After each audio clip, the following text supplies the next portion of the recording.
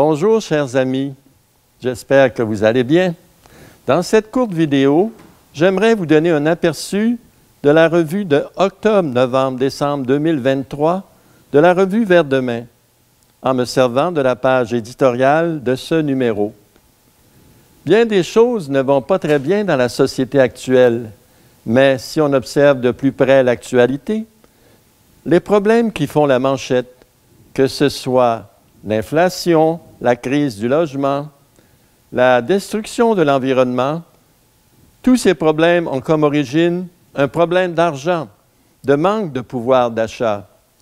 Ce problème d'argent est causé à la base par la façon dont l'argent est créé aujourd'hui par les banques commerciales sous forme de dette. Louis Évin décrit ce système comme étant le plus grand voleur, celui qu'on n'arrête pas. En fait, ce vol va perdurer tant que le gouvernement de chaque pays, au nom de la société, ne reprendra pas son rôle souverain de créer l'argent pour la nation.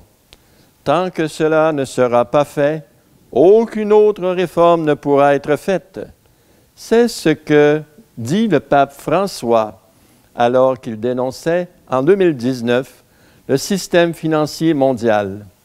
On se rappellera que déjà en 1985, Saint Jean-Paul II parlait déjà de la réforme du système financier mondial comme étant la plus urgente et nécessaire. Par exemple, plusieurs pays africains ont obtenu leur indépendance au début des années 1960, mais ils ne sont pas réellement souverains ni indépendants, puisqu'ils ne créent pas leur propre monnaie. On n'a qu'à penser aux 14 pays d'Afrique utilisant encore le franc CFA, franc des colonies françaises d'Afrique, émis par la France.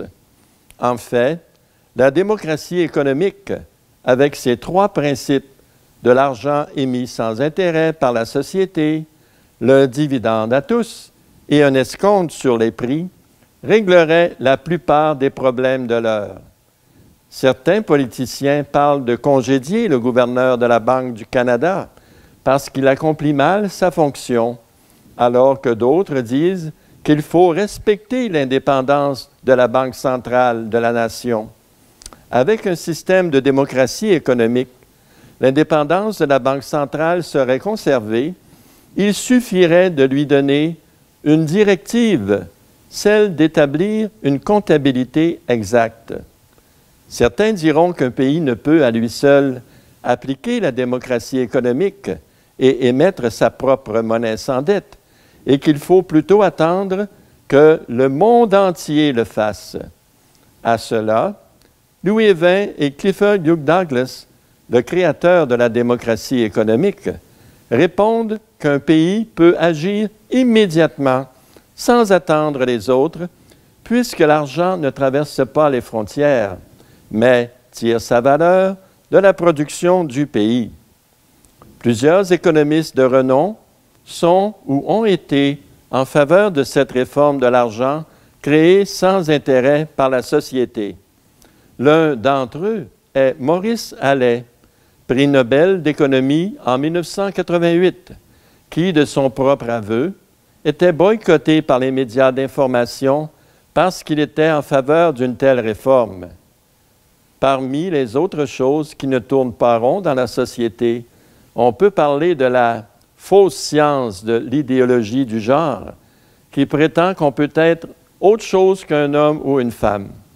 Plusieurs évêques, et même les papes Benoît XVI et François, se sont exprimés sur ce sujet et ont mis en garde contre cette idéologie, la définissant comme une rébellion définitive contre le Dieu créateur.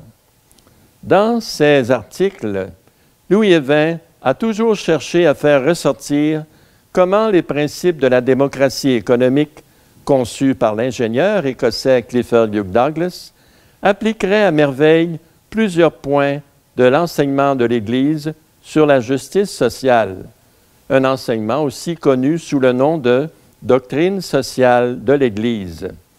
Douglas allant lui-même jusqu'à dire que la démocratie économique pouvait être résumé en 2 mots, christianisme appliqué.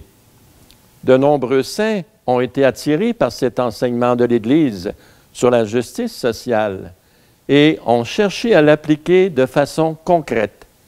L'un de ces saints est le père Alberto Hurtado Cruchaga, un prêtre jésuite chilien, décédé en 1952 et canonisé par le pape Benoît XVI en 2005.